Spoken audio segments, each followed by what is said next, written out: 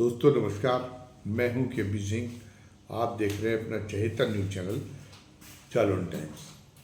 आज हम उन दर्शकों से बात शुरू करने के पहले ही निवेदन कर लेना चाहते जो पहली बार हमारा चैनल देख रहे हैं कि अभी जो वीडियो प्रस्तुत होने वाला है वो वीडियो अगर आपको अच्छा लगे और आपके अंदर ये उत्सुकता जागे कि आपको हमारे हर वीडियो को देखना चाहिए, तो गुजारिश ये है कि वो हमारे इस चैनल को लाइक करें, सब्सक्राइब करें और ज़्यादा से ज़्यादा संख्या में शेयर करें। खुद तो ऐसा करें ही, साथ साथ में अपने मित्रों और अपने परिजनों को भी ज़्यादा से ज़्यादा संख्या में ऐसा करने के लिए प्रेरित करें। ये आपकी तरफ से हमारी एक बहुत बड़ी हौसला अफजाई का कदम होगा। साथ ही बेल आइकॉन दबा दें ताकि जो आपके मन में यह है कि आपको लगभग हमारा हर वीडियो देखने का मौका मिल जाया करे, तो उसको जब वीडियो वो बेल आइकन को दबा देंगे तो जो भी नया वीडियो हम डालेंगे उसके नोटिफिकेशन आप तक तत्काल पहुंच जाया करेगा और आप उसको देख के फैसला कर लिया करेंगे कि ये वीडियो देखने लायक है या नहीं। साथ ही कमेंट बॉक्स में हर वीडियो के बारे में अपनी राय लिखना न भूलें, भले ही आप उस वीडियो के कंटेंट से सहमत हों या असहमत हों, आप वीडियो के कंटेंट की तायद करना चाहते हो या आलोचना करना चाहते हो। तो ये तो हुई आपसे गुजारिश। अब आज हम चर्चा कर रहे हैं मायावती के रुख के बारे में। अभी एक टीवी डिबेट में भारतीय जनता पार्टी के एक विधायक ने, जो प्रवक्ता भी हैं उत्तर प्रदेश में, उन्होंने एक मायावती पर एक बड़ी अशोभनीय टिप्पणी कर दी थी और उनको उत्तर प्रदेश का सबसे भ्रष्ट मुख्यमंत्री बता दिया। तो इसकी ज़बरदस्त प्रतिक्रिया हुई। मायावती के इस अपमान के खिलाफ प्रतिवाद किया। इस अपमान का राजनीतिक दूरी होते हुए भी समाजवादी पार्टी के प्रमुख अखिलेश यादव ने और जो चंद्रशेखर उभरते हुए उदीयमान दलित नेता है और अब तो सांसद भी चुने जा चुके नगीना से, तो उन्होंने भी जो है बड़ी कड़ी प्रतिक्रिया जाहिर की और जिसने ये टिप्पणी की थी उसकी पिटाई तक की बात क्या डाली। मायावती की तरफ से भी उसका रिस्पॉन्स मिला। मायावती ने सपा मुखिया का आभार जताया और उसके बाद चर्चा ये चल पड़ी कि अब जो है एक बार फिर कांग्रेस और समाजवादी पार्टी के गठबंधन में भारतीय जनता पार्टी बहुजन समाज पार्टी भी शामिल हो सकती है। भारतीय जनता पार्टी में के खेमे की इसके कारण नींद उड़ गई कि अगर बहुजन समाज पार्टी भी अगर शामिल हो गई तो फिर यह है कि उत्तर प्रदेश में वो बहुत पीछे चले जाएंगे। तो भारतीय जनता पार्टी के रणनीतिकार सक्रिय हो गए। तो रणनीति क्या कोई तर्क से नहीं। आज मायावती ने एक अप्रत्याशित बयान दे डाला। हालांकि भूमिका तो कल ही उसकी सामने आ गई थी कि जब उन्होंने कोई रेलिवेंसी न होते हुए भी और ये कहा कि कांग्रेस के इतिहास को जातिगत जनगणना के मुद्दे पर बताना शुरू कर दिया था कि कांग्रेस कभी भी आरक्षण की समर्थक नहीं रही। कांग्रेस जो है वो जातिगत जनगणना, और अगर कांग्रेस इतना ही जातिगत जनगणना की पक्षधर है तो हम तो मांग उठाते रहे। उसने जब उसकी सरकारें चल रही थी तब उसने जातिगत जनगणना क्यों नहीं कराई, जातिगत जनगणना के मुताबिक सारे वर्गों को संसाधनों में और नौकरियों में हिस्सेदारी देने की बात क्यों नहीं की। हालांकि इसका कोई औचित्य नहीं था ये बात उठाने का, क्योंकि अभी तो महत्वपूर्ण स्थिति ये है। पहले तो ये मुद्दा जोर पकड़ा ही नहीं था क्योंकि उतनी जागरूकता नहीं थी। पहले तो ये था कि अनुसूचित जाति और अनुसूचित जनजाति का आरक्षण जैसे तैसे मिल रहा यही पर्याप्त है। ये बात भी सही है कि कांग्रेस के समय में उस आरक्षण को पूरा नहीं किया गया। कमलापति त्रिपाठी रेल मंत्री हुए तो उन्होंने स्वीपर की नियुक्ति में, रेलवे में उसमें स्वीपर तक की नियुक्ति में अच्छा वेतन मिलता था, तो उन्होंने भी कह दिया कि ये जो है सूटेबल कैंडिडेट अनुसूचित जाति और जनजातियों में से नहीं मिले, तो ये जो है अनहर करा के और उसमें भी जनरल कास्ट के लोग भर्ती कर लिए गए, करा दिए उन्होंने और वे मोटी तनख्वाह पाते रहे और बदले में थोड़ा बहुत पगार दे के और जो वाल्मीकि समाज के लोग हैं उनसे काम करते रहे। तो ये एक शरारते हुई रूढ़िवादी समाज है, घनघोर रूढ़िवादी समाज था, तो वो एक दिन में तो बदल नहीं जाता।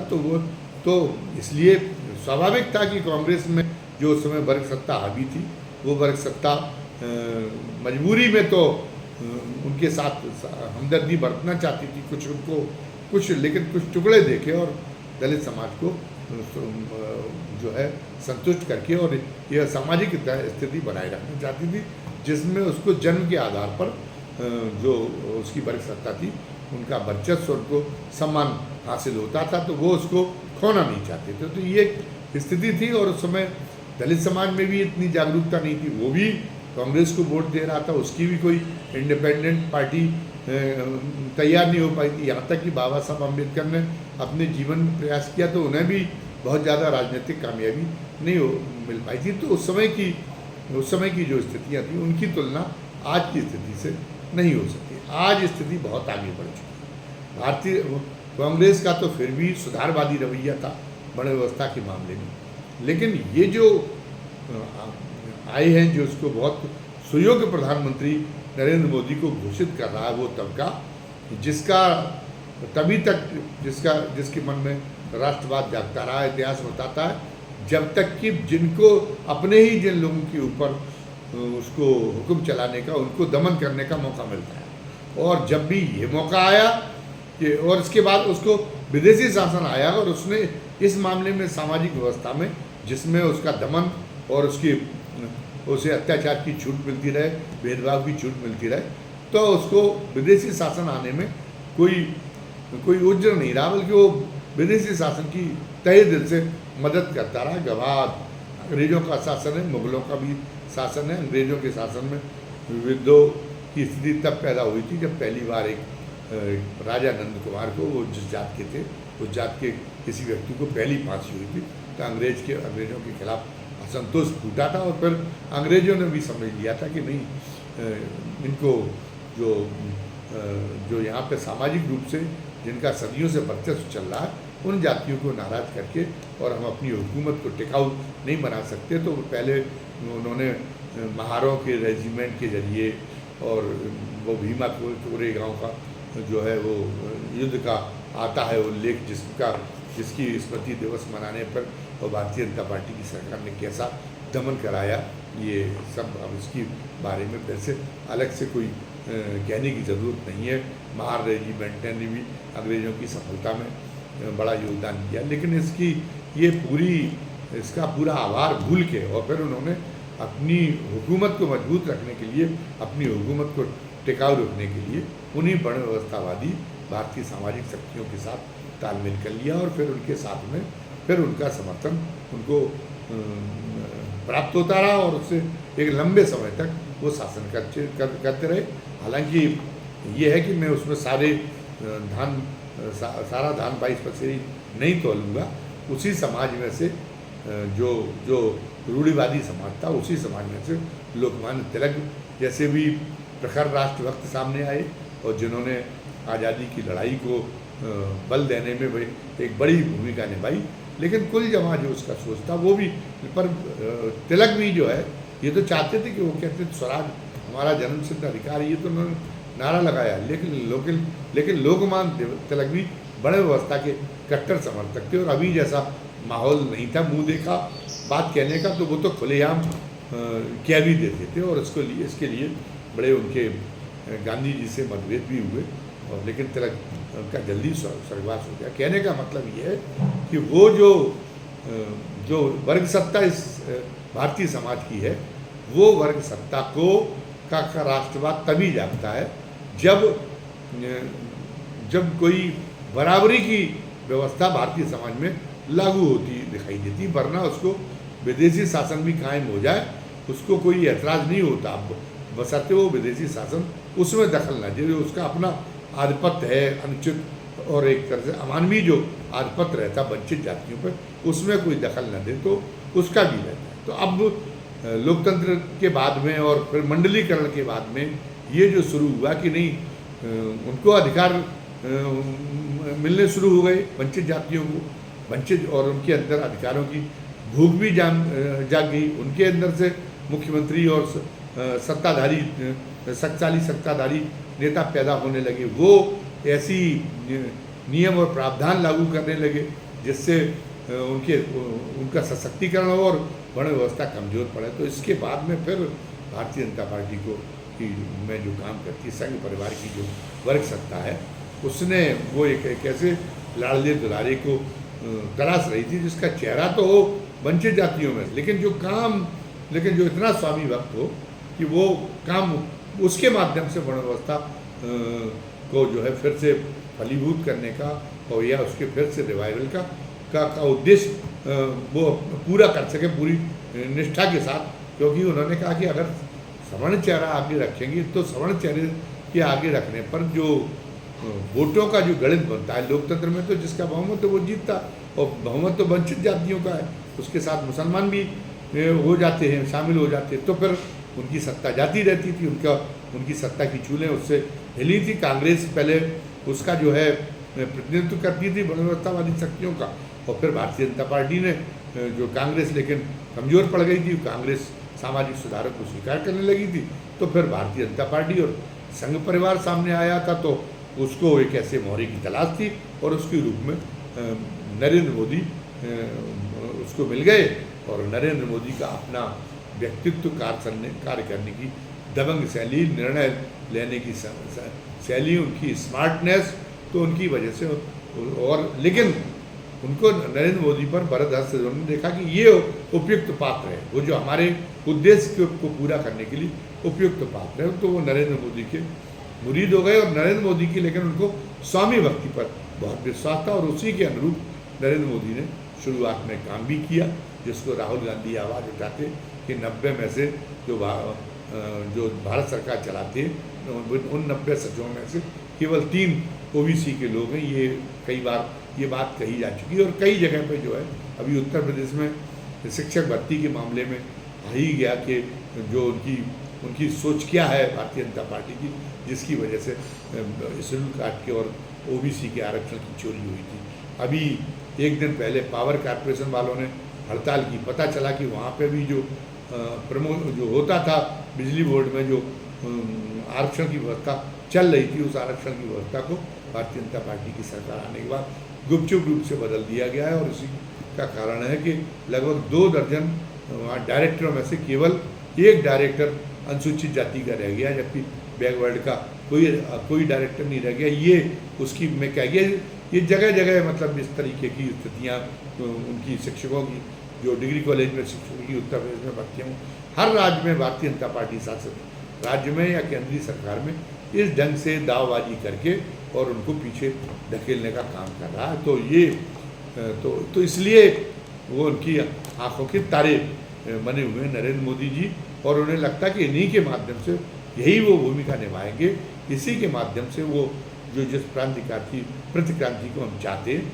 वो प्रतिक्रांति अपनी तार्किक परिणति पे पहुंच सकेगी। तो हालांकि बीच बीच में नरेंद्र मोदी के अंदर ये भी है, अपनी व्यक्तिगत महत्वाकांक्षाएं भी उनकी काम करती है। तो जब ये बात देखते हैं कि एक सीमा से इस मामले में आगे जाने पर उनकी व्यक्तिगत महत्वाकांक्षाओं पे कुठाराघात हो सकता है, उन्हें सत्ता से बाहर हो सकता है। उन्होंने जिस ढंग से सरकार चलाई है वो जो आमतौर पे राजनीतिक होते हैं, मान लीजिए भारतीय जनता पार्टी में अटल बिहारी वाजपेयी थे, तो सत्ता का आना जाना लोकतंत्र में तो सहज माना जाता। तो वो अटल बिहारी वाजपेयी भी उनको एक वोट उन्होंने जुटाना गवारा नहीं किया गलत तरीके से, और उनकी सरकार चली गई थी तो उनको कोई गम नहीं था, और बहुत ही नैतिक साहस के साथ में उन्होंने कहा था कि मैं ऐसी सत्ता को गलत तरीके से तो चिमटे से भी छूना पसंद नहीं करूँगा।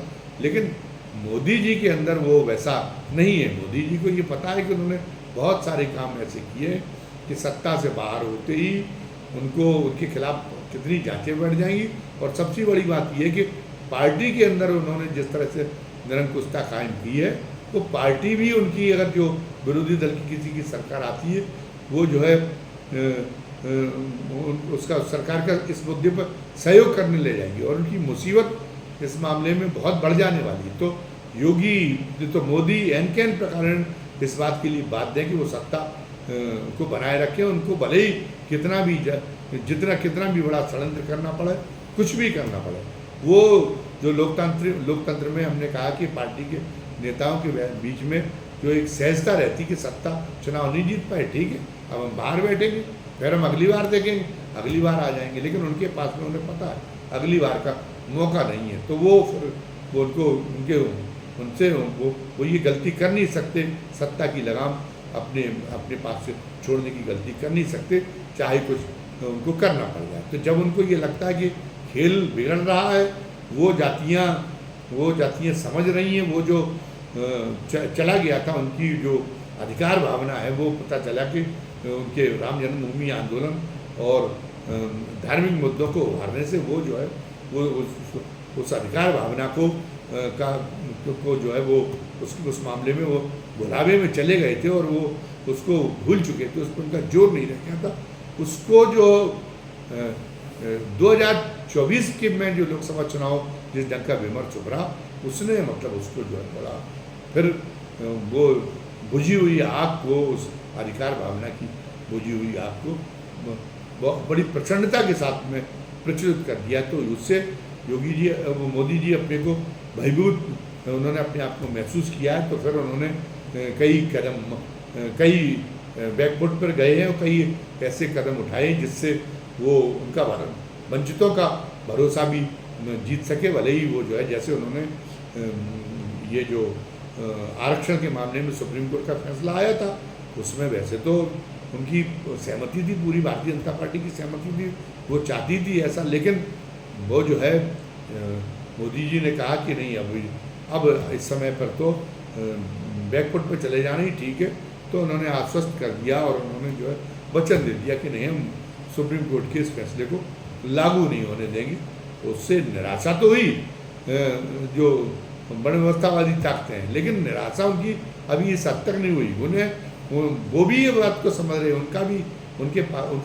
उनकी जो सहज बुद्धि है उसने उनको ये बता दिया कि ये तो एक राजनीतिक सुविधा के तहत दिया हुआ वचन है, जिसका जो एक बहुत स्थायी जिसको वचन नहीं किया जा सकता। जब स्थितियाँ सुरक्षित हो जाएंगी तो हो सकता है कि वो इसको लागू करा दें और अंततोगत्ता उन्हीं के माध्यम से आरक्षण की व्यवस्था को पूरी तरह निष्प्रभावी करने का काम हो सकेगा और फिर वो जो है पुरातन सामाजिक व्यवस्था को लौट आने में उनसे ज़्यादा सशक्त ढंग से कोई भूमिका का निर्वाह नहीं कर सकेगा। तो ये काम हो रहा था, लेकिन अब वो सुप्रीम कोर्ट के फैसले के साथ साथ इसी बीच में वो जो है उत्तर प्रदेश में आरक्षण को लेके प्रयागराज हाई कोर्ट की और इलाहाबाद हाई कोर्ट की लखनऊ खंडपीठ का फैसला सामने आ गया। तो वो जो है पता चला कि दोनों चीज़ें जुड़ के फिर एक मतलब वो एक आरक्षण का जिन्न खड़ा हो गया, फिर एक मुश्किल हो गई, फिर वो जो अविश्वास गहराया हुआ है पिछड़ों और दलितों में, वो जो है वो फिर वो जो है गहराया हुआ विश्वास सिर उठाने लगा। तो अब जो है और उसमें अगर मायावती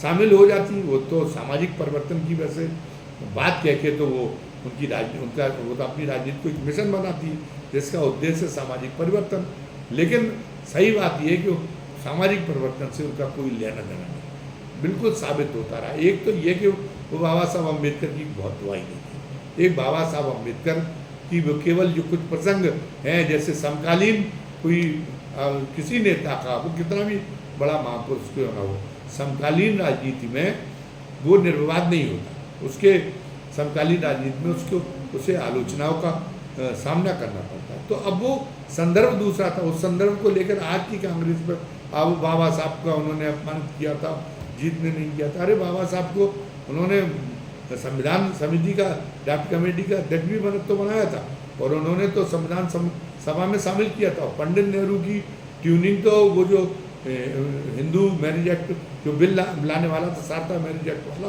उसमें तो वो ज़्यादा नज़दीक थे और राजेंद्र प्रसाद जो राष्ट्रपति थे तत्कालीन, उनके अड़ंगे की वजह से नहीं हो पाया। तो जो आज भारतीय जनता पार्टी के चहेते हैं, तो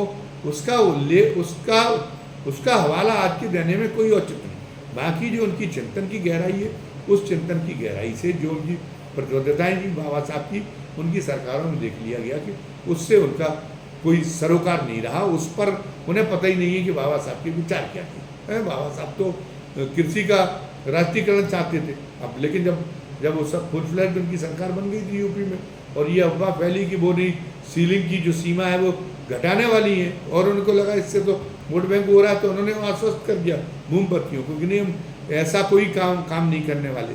हर कदम पर वो अनुसूचित जाति जनजाति उत्पीड़न अधिनियम को बिना किसी अदालत के फैसले की वजह के उन्होंने बहुत कमज़ोर करने की कोशिश की। उन्होंने कहा कुछ जब तक जांच नहीं हो जाएगी कुछ मामले में तब तक मुकदमे दर्ज नहीं होंगे, कुछ कार्रवाई नहीं होगी। और उन्होंने जो है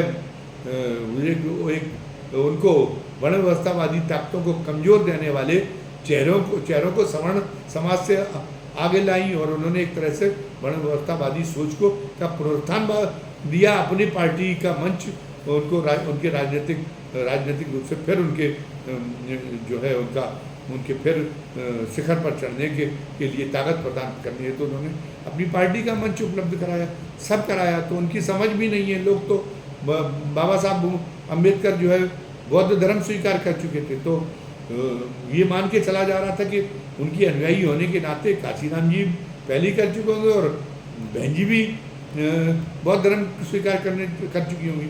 लेकिन फिर वो कल ही खली उन्होंने अपने मुंह से कह दिया कि नहीं, अगर दलितों पे उत्पीड़न जारी रहा तब मैं बौद्ध बनूंगी। मतलब बौद्ध अभी तक नहीं बनी हुई है, अभी तक वहीं जुड़ी हुई है और अपने आप को बाबा साहब की बार बार दुहाई देती है। तो उनके लिए सामाजिक परिवर्तन और किसी चीज़ से उनके अपने राजनीतिक अपने जो अपना जो व्यक्तिगत जो स्वार्थ है वो ज़्यादा जो है ज़्यादा बड़ी चीज़ है।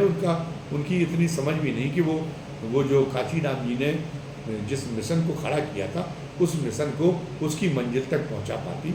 ये तो न तो उनके बाद में उनकी भावना दिखी और ना ही जो है उनके अंदर ये सामर्थ्य दिखी। तो वो तो उनका होना ही था। तो जब ये हुआ कि नहीं, अब अगर ये एक मोर्चा बन गया, कांग्रेस और समाजवादी पार्टी के साथ साथ में बहुजन समाज पार्टी भी शामिल हो गई और ये एक मोर्चा बन गया, तो इस मोर्चे में तो जो 2 जून जिसकी वो 1995 की घटना की दुहाई देती, वो भी क्या है, समाजवादी पार्टी और बहुजन समाज पार्टी के गठबंधन की सरकार चल रही थी और वो सरकार मजबूत होती रहे तो भारतीय जनता पार्टी में चिंतन हो रहा था कि कभी भी सवर्ण तो सत्ता में वापसी कर ही नहीं पाएगा। वो तो जो है ना कांग्रेस आ पाएगी कभी सत्ता में, उस समय तो कांग्रेस भी उनकी चाहिए थी, ना भारतीय जनता पार्टी कभी भी सत्ता में आ पाएगी। और ये तो इनका अखंड साम्राज्य स्थापित हो जाएगा और फिर इस चेतना का विस्तार देशव्यापी हो सकता है, तो देशव्यापी तौर पर ये मिशन बड़ा मजबूत हो जाएगा। किसी तरीके से ये था कि समाजवादी पार्टी और बहुजन समाज पार्टी के बीच में दरार डाली जाए। गेस्ट हाउस कांड में कितनी सच्चाई है और कितना एक बुना गया है, कितना पेश किया गया है, ये गेस्ट हाउस कांड के बाद के अभी जो है ये पर्याप्त चर्चा का विषय रहा। और मायावती जी ने भी बाद में इसको कहीं ना कहीं स्वीकार किया, इसीलिए उन्होंने गेस्ट हाउस कांड के अपनी गिले शिकवे बुला के और 2019 के लोकसभा चुनाव में अखिलेश के साथ में साझेदारी की थी। और न केवल साझेदारी की थी बल्कि मुलायम सिंह के साथ में भी मंच को साझा कर लिया था, क्योंकि वो बहुत उसमें वास्तविकता थी नहीं, जैसे गेस्ट हाउस कांड को प्रचारित करती हैं। उसमें कुछ मामले में उन्होंने जाति की थी, लेकिन वो व्यक्तिगत रूप से मायावती जी की हत्या का प्लान हो, उनके साथ में कोई अन्य अशोभनीय कृत्य करने का प्लान हो, ऐसी कोई बात थी नहीं। बात दिल की ताल बढ़ा गई और मुलायम सिंह जी की उस समय आवेश के कारण वो मामला बिगड़ गया। उनका ये था कि मैंने जब बहुजन समाज पार्टी के तमाम विधायकों को जो मेरा पैसा लिए बैठे हो फिर भी वो मायावती की बैठक में पहुंच गए, तो उन्होंने कहा अपने लोगों से कि उनको उठा के लाए। उनने इतनी ज़रूरत कैसे की? कहीं ना कहीं सामंतवादी मानसिकता तो उनकी काम करती थी मुलायम सिंह की, इसलिए हुआ। लेकिन जब आप उसके बहुत बाद में जब आप जब आपने उससे जो है अपना उसको मतलब यानी आप बुलाने की बात कह चुकी हैं और आप समाजवादी पार्टी के साथ गठबंधन की बात कर चुकी, तब उसे कहने का औचित्य नहीं। अब लेकिन अब जब भारतीय जनता पार्टी ने फिर तो उनकी लगता है जो चर्चा है कि कोई ना कोई नस उनकी भारतीय जनता पार्टी के हाथ में है, भारतीय जनता पार्टी नीत सत्ता के हाथ में है, तो वो उनकी नस जैसी दबाई गई तो मायावती सारी की सारी जो है चौकड़ी भूल गई और भारतीय जनता पार्टी शरणम गच्छामी हो गई और भारतीय जनता पार्टी की उसकी दुहाई देने लगी कि आभार की कि किस तरीके से उन्होंने गेस्ट हाउस कांड में मुझे बचाया। तो और और बताने लगी कि समाजवादी पार्टी ने तो वो कांड ही किया था, लेकिन कांग्रेस की समय की सरकार ने मदद नहीं किया था। अब भारतीय जनता पार्टी की निगाह में जो मोदी के नेतृत्व वाली भारतीय जनता पार्टी, वो तो कांग्रेस के वर्तमान नेतृत्व और नरसिंह राव के नेतृत्व को अलग थलग करती। वो कहती कि नरसिंह राव तो भले आदमी थे, उन्होंने तो जो है भारतीय समाज के हित में काम किया, ये ठीक नहीं है। और तो जब दोनों चीज़ें अलग अलग हैं, कांग्रेस के नाम पे, पर आप नरसिंह राव के आप तथाकथित अपराधों का ठीकरा और आज की कांग्रेस के नेताओं पर, सोनिया गांधी और राहुल गांधी पर कैसे फोड़ सकती हैं? क्या उसका औचित्य है? और सबसे बड़ी बात ये कि ठीक है, आपने तो ये उन्होंने किया कि आई, और साथ साथ अब इससे जो है बगले झांकने के लिए अखिलेश यादव तो मजबूर होंगे ही।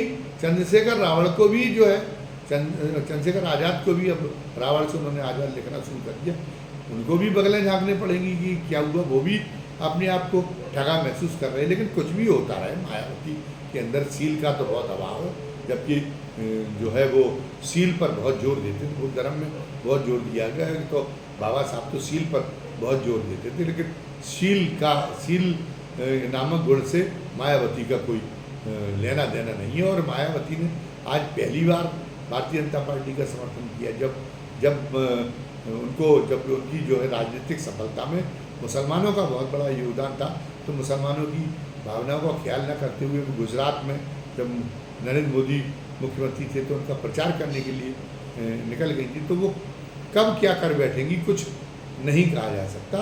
वो जो समाज उन पर भरोसा करे, उसके लिए दुश्मनों की ज़रूरत नहीं है, ये मायावती जी ने साबित कर दिया। तो हम कहना ये चाहते कि इसमें मुद्दा ये नहीं है कि कांग्रेस उसके प्रति ईमानदार है कि नहीं, जातिगत जनगणना के मुताबिक, जिसमें ये भी सर्वे शामिल होगा कि किसके पास कितने संसाधन हैं, कितनी नौकरियां हैं, कितनी जमीन, कितनी संपत्ति है, ये सारी की सारी स्थिति भी सामने आएगी। और ये पता चलेगा कि ये कह रहे हैं कि आरक्षण की व्यवस्था की वजह से सवर्ण समाज अपने को एक पीड़ित महसूस करता है कि हमें नौकरियां नहीं मिल पा रही। तो ये पता चला कि जाति के अनुपात से तो अभी भी 50% से नौकरी से 50% से ज़्यादा नौकरियाँ आप ही के पास में है। तो अब आप पता चला कि आप पीड़ित हुए कि अभी भी आप पूरी व्यवस्था का लाभ उठा पा रहे, वरना केवल आप ही रह जाएंगे। आप बहुत सुंदर सरकार चलाते, बहुत अच्छी व्यवस्था चलाते, हमने मान लिया, तो आप रह जाइए नहीं, तो आप रह जाएंगे, तो आपकी आबादी के अनुपात में नौकरियां सृजित होंगी, तो आप जितनी नौकरियों में बैठे हुए उतनी नौकरियां आपको मिल पाएंगी। ये तो ऐसे तो अंग्रेज भी कहते थे कि ये हिंदुस्तानियों को हम तो इसलिए इनको आज़ादी नहीं दे रहे कि इनको सरकार चलाने की इनके अंदर क्षमता नहीं है। और बड़ी मुश्किल से उन्होंने अपने आप को अपनी विदाई स्वीकार की, और वो भी तब जब ब्रिटेन में उपनिवेश का खर्चा झेलने की ब्रिटिश सरकार में क्षमता नहीं रह गई थी, तब वो गए। लेकिन ये कह के गए थे कि ये देश को एक नहीं रख पाएंगे, देश को ये चला नहीं पाएंगे। लेकिन उसके बाद क्या साबित हुआ? ऐसा देश को चलाया कि अब आज की तारीख में उन्हें देश चलाने की, चाहे कोई पार्टी हो, चाहे वो कांग्रेस रही हो, चाहे वो संयुक्त मोर्चा रहा हो, जनता दल रहा हो, या चाहे हम भारतीय जनता पार्टी को भी मानते हैं, सबने इस ढंग से देश चलाया कि आज वो तो ये तो मानना ही पड़ा कि हाँ, इसको तो वो नकार ही नहीं सकते कि नहीं, भारतीयों में देश को चलाने की क्षमता नहीं होती, नेतृत्व क्षमता नहीं होती। बल्कि अब तो उन्हें अपने यहाँ की व्यवस्था सबको संभालने के लिए भी भारतीय मेधा और भारतीय नेतृत्व की जरूरत महसूस करनी पड़ी। जब ऋषि सोनकर को उन्होंने बुलाया, तो आप मौका देंगे, तो मौका देने पर हो सकता है कि सवर्ण समाज से भी ज़्यादा दलित और पिछड़े वर्ग के जो लोग हैं वो ज़्यादा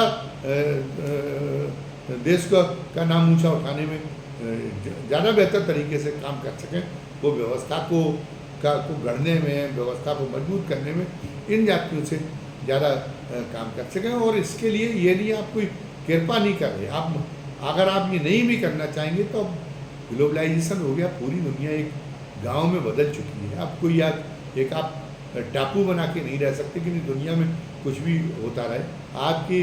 आपने धर्म तो बहुत ही नैतिक उत्थान करने वाली एक संस्था होती है धर्म, वो जो धर्म नैतिक उत्थान करने वाला दर्शन है, लेकिन भारत में आपके उन्होंने अपने धर्म के माध्यम से जिस ढंग से धर्म का प्रयोग मानवाधिकारों के दमन के लिए किया है, वो ये धर्म के साथ उससे बड़ा खिलवाड़ कोई हो नहीं सकता। धर्म के का उससे ज़्यादा कोई असम्मान नहीं हो सकता। और आज भी आप उन्हीं रीतियों को जारी रख रहे हैं। आज भी आप चाहते हैं कि अगर कोई ज्ञान और यश चाहने के लिए कोई काम करे, कोई सम्मुख, तो सम्मुख का वध कर दिया जाना चाहिए। आज भी आप इनको इन रूपक कथाओं को आज भी आप बल देने का काम कर रहे हैं। तो ये आज आपके बस में नहीं कि आप ये इन सारी चीज़ों को चलाना पड़े। मुस्लिम बढ़ रहे हैं, वहाँ पर भी कई स्त्री विरोधी व्यवस्थाएं हैं, कई मानवाधिकार विरोधी व्यवस्था, लेकिन उनको भी अपने आप को बदलना पड़ रहा। सऊदी अरब में भी सामाजिक सुधार की कार्यक्रम लागू करने का लाल कार्यक्रम लागू किए गए। तो यहाँ पर आप कैसे कर पाएंगे? खाम में आप उस रुकावटें पैदा होंगी, देश की ऊर्जा केवल इसी में जो उससे द्वंद्व पैदा होंगे, उन द्वंद्वों का समन करने में ही देश की ऊर्जा ख़त्म होती रहेगी। तो एक जो वास्तविकता, जो यथार्थ है, उसके अनुरूप चलने के लिए अपने चलना स्वीकार करें और उसके अनुरूप अपने माइंड सेट बनाने का काम करें। तो अब बात यह है कि जो जातिगत जनगणना की मांग है, आप मायावती जी को या भारतीय जनता पार्टी के लोग या उनके बुद्धिजीवी के लोग बताते कि कांग्रेस जो है उसके लिए ईमानदारी, कांग्रेस गई भाड़ में, समाजवादी पार्टी गए भाड़ में। ये आप केवल इतना बता दीजिए कि जातिगत जनगणना का औचित्य है या नहीं, और हर जाति को अपनी जो है, जब तक की जाति व्यवस्था टूट नहीं जाती, अपनी संख्या के मुताबिक संसाधनों में हिस्सा पाने का अधिकार है या नहीं। अगर ये है तो आप क्यों श्रेय लेने दे रहे राजीव गांधी को? मायावती जी मांग करें और भारतीय जनता पार्टी घोषणा कर दे कि हम सामाजिक वो जातिगत जनगणना कराएंगे, इसमें दिक्कत क्या है? और ये आप जो है और उसमें हम सब और उसका दायरा बढ़ाएंगे, चूँकि आपने सुप्रीम कोर्ट ने एक पहलू केवल देखा आरक्षण के मामले में कि नहीं, जो आरक्षण में कुछ विशेष जातियाँ लाभ उठा रही हैं, और जो बड़ा हिस्सा है तमाम जातियों का, हजारों जातियों का, उन लोगों को इसका कोई लाभ नहीं मिल पा रहा है। तो आप अगर, तो ये ठीक है, यहाँ तक तो पहलू ठीक है, लेकिन अब जहाँ तक बैकवर्ड आरक्षण की बात है, जिसके संदर्भ में ये बात कही जाती है, उनकी आबादी 50% से ऊपर है और आरक्षण तो आपने केवल 27% दिया हुआ है। तो फिर आप आरक्षण का दायरा आप बढ़ाएं। आप राहुल गांधी को श्रेय नहीं मिलने दें, राहुल गांधी से आपकी दुश्मनी है, लेकिन आपकी उनके राहुल गांधी के प्रति जवाबदेही नहीं, ये जवाबदेही का मामला आपकी पिछड़ों और अनुसूचित जातियों के प्रति, वो आप जवाबदेही पूरी करने की कोशिश करें। आप ये चालाकी है, ये धूर्तता है कि आप, पता चला कि आपने जबरदस्ती दलितों और पिछड़ों की ओर से कांग्रेस को एक दलितों और पिछड़ों के चेहरे के रूप में पेश कर रखा इसको नकारने के लिए। और यदि आपको ये कहा है कि जातिगत जनगणना में कोई दोष है, तो आपको नैतिक, आपके अंदर एक साहस होना चाहिए। उसके भी हर चीज़ के दो पहलू होते हैं। हो सकता है आपकी पीछे आपकी कुछ ऐसी दलीलें हों जो हम जैसे लोगों ने, जिसको हम लोगों के उसके बारे में अभी विचार न किया हो, हमारी लोगों की दृष्टि में वो दलीलें हुई नहीं, और वो दलीलें जब आपकी दलीलें सामने आए कि जिसकी वजह से आप इसका औचित्य नहीं समझते, तो हो सकता है कि हम लोगों के भी विचार न बदलें। राजनीतिज्ञ तो कांग्रेस पार्टी के बदले या न बदलें, हमने कहा कांग्रेस बाढ़ में गई, वो तो हर पार्टी अपनी राजनीतिक सुविधा के हिसाब से काम करती है, तो वो उनसे हमारा कोई लेना देना नहीं है। हमारा ये कहना है कि तमाम जो निष्पक्ष बुद्धिजीवी हैं, निष्पक्ष जो सामाजिक कार्यकर्ता हैं, उनके विचार बदलें, उनको पहलू तो सामने आना चाहिए। आप कहते कि नहीं, उसमें तो झूठा प्रचार किया गया संविधान बदलने के मामले में, और एक फेक विमर्श गढ़ा गया। अरे झूठा प्रचार कैसे था? ये तो वरना संविधान समीक्षक आयोग अटल बिहारी वाजपेयी की सरकार क्यों गठित कर, आपके उसके बाद में जब आपकी सरकार हुई, तो आप जो है आपके जगदीप धनखड़ और किरण रिजिजू ऐसे क्यों कहने लगते सुप्रीम कोर्ट की व्यवस्था के विरुद्ध कि संविधान में सब तमाम सारी चीज़ें बदली जा सकती, लेकिन उसके मौलिक ढांचे में परिवर्तन नहीं किया जा सकता। तो फिर आप क्यों ये वातावरण बना रहे थे कि लोगों को हम सहमत करने की संविधान बड़ा दोषी है? तो उस समय तो अटल जी ने का तो एक एक पहलू था, उसमें तो हम जैसे लोग भी सहमत थे कि नहीं, उस दृष्टिकोण से संविधान बदलना चाहिए। जैसे आज आप एक गठबंधन की सरकार चला रहे सहयोगी दलों की, अटल जी को भी चलानी पड़ी, संयुक्त मोर्चा को भी चलानी पड़ी, मनमोहन सिंह की भी सरकार चलानी पड़ी, तो जो सहयोगी दल हैं उनके नाजायज़ दबाव झेलने पड़ते, तो ये व्यवस्था फेल हो गई। इसमें प्रधानमंत्री ब्लैकमेलिंग का शिकार रहता है। तो उन्होंने कहा कि हम जो है इसको बदल के ये इस प्रणाली को बदल के प्रधानमंत्री प्रमुख प्रणाली शासन की बदल के और राष्ट्रपति प्रमुख प्रणाली लाएंगे। तो आपको ये कहना चाहिए कि हम संविधान आपको उसको जारी रखने की कोशिश करनी चाहिए। तो हो सकता है कि आपसे ज़्यादा लोग सहमत हो जाते। बस केवल इतनी बात थी कि वो जो सामाजिक व्यवस्था है उसमें आपके प्रतिगामी कदम उठाने से ऐतराज़ है। वो जो संविधान बदलने कि जिस संदर्भ में संविधान बदलने का विमर्श सामने आया, वो संदर्भ ये था कि आरक्षण व्यवस्था में को समाप्त करने का इनका इरादा है। इनको जो सामाजिक बराबरी के जो प्रयास चल रहे हैं इनको बढ़ाने का इरादा है। उसमें आपको एक उचित समाधान करना चाहिए था। उसका उसका संबंध तासीर से है संविधान की, उसका संबंध रूप से नहीं है। ये दो तरह के बदलाव होते हैं, तो आप रूपगत बदलाव कर सकते हैं, तो रूपगत बदलाव तो आपको कहना चाहिए। आपकी पार्टी ने उसकी शुरुआत की थी और अभी भी उसके बारे में वो सोच अभी बना हुआ है। लेकिन जब आपके अंदर कोई सिद्धांत नहीं होगा, आप केवल राजनीतिक सफलता के लिए कुटिलताओं का सहारा लेंगे, तो आपको ये अंदर से है नहीं कि हम जो ये बोल रहे हैं इसमें हमारा खुद ही विश्वास नहीं है, ये तो हमारी चालबाजी है। तो आप उसके लिए लड़ नहीं सकते, आप उसके लिए ये जोखिम नहीं उठा सकते कि नहीं अगर हमारा नुकसान भी हो जाए तब भी हम ये कहेंगे। अगर राष्ट्रपति प्रणाली की आप संविधान बदलने की क्या आप अपनी पार्टी के उससे बदल गए, मतलब जो पार्टी का जो दृष्टिकोण था आप क्यों उससे मुकरने की कोशिश कर रहे हैं? ये तो थूक के चाट लेने वाली बात हुई।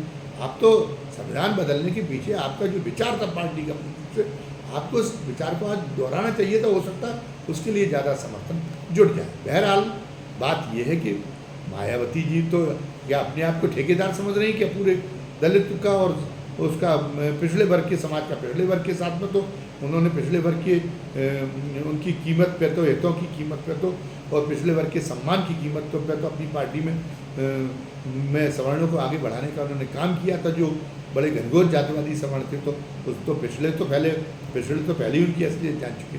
लेकिन दलितों को जो अधिकार मिलने हैं, आप दलितों के अधिकार पर जोर दीजिए। नहीं, आप इस सरकार से, जब आप इस सरकार की इतनी चाहिए थी, ये काम करवाइए और राहुल गांधी और उनकी राजनीति का भट्टा बैठ जाएगा। अपनी आप जातिगत जनगणना आप कराइए और आप जो है इस व्यवस्था को लागू कराइए कि जिसकी जितनी संख्या है उसके अनुपात में उसको आरक्षण का दिया जाए और उसको संभव बनाने के लिए आरक्षण का दायरा बढ़ाना चाहिए। मूल बात यह है कि जातिगत जनगणना और आरक्षण की का दायरा बढ़े। और आपको कहने को मौका मिल जाएगा कि जैसे अभी दुहाई देने लगती बहुत सारे सवर्ण जातियों के लोग भी कह सकते क्या हमारे अंदर भी गरीबी, पर आपका करीब आपके यहाँ गरीबी अपवाद है 1-2%। वो आर्थिक सर्वे से ये बात सामने आएगी। हो सकता है बात गलत कह रहे हो, गरीबी आपके अंदर ज़्यादा बढ़ गई हो तो वो बात क्लियर हो जाएगी नहीं। वरना तो आपका जो प्रधानमंत्री आवास आपने बांटे हैं, तो प्रधानमंत्री आवास का तो वंचितों को दिए थे आपने, तो वंचितों में तो दलित ही ज़्यादा निकले, पिछड़े ही ज़्यादा निकले, उतने सवर्ण तो निकले नहीं। तो वो तो उससे तो जो कहते हैं कि हम भी गरीब हैं, उससे तो हकीकत मेल खाती नहीं। गरीबी को तो पूरी तरह से किसी वर्ग में नहीं मिटाया जा सकता। अब आरक्षण उनको दे रहे हैं अनुसूचित जाति को, तो उनको भी नहीं मिल सकता। और सवर्णों का में भी कभी गरीब नहीं थे, ये भी बात नहीं है, कभी गरीब नहीं होंगे। लेकिन दोनों में अंतर ये है कि वो सामाजिक व्यवस्था के तहत वहाँ पे गरीबी और दैन्य पनपा है, तो वो लगभग पूरी आबादी है। और अपवाद के तौर पे वहाँ कुछ सुखी समृद्ध लोग हैं, और आपके यहाँ पे सुखी और समृद्ध लोग ही हैं, और गरीब जो है वो अपवाद के तौर पे। तो ये बात क्लियर हो जाएगी। हमारी एक धारणा हो सकता है कि हम जैसे लोगों की धारणा गलत हो, वो खंडित हो जाएगी। तो मायावती का बहुत ही ये निराश करने वाला बयान है, और ये लगातार ये साबित हो रहा है, और आपकी बात तो बड़ी मजबूती से साबित हो रहा है कि मायावती अब अपने विवेक का स्वतंत्र रूप से इस्तेमाल करने की स्थिति में नहीं रह गई। इसलिए बेहतर ये होगा कि वंचित जो जातियां हैं उन पर भरोसा न करें, वरना उनको अपने अधिकारों के लिए उनके संघर्ष की म्याद और ज़्यादा बढ़ सकती है। इस वीडियो में बस इतना ही। आपको ये वीडियो कैसा लगा, फिर एक बार आपसे जो है निवेदन कर देना चाहते हैं कि ये कमेंट बॉक्स में ज़रूर लिखें। इसी के साथ धन्यवाद। जय हिंद, जय भारत।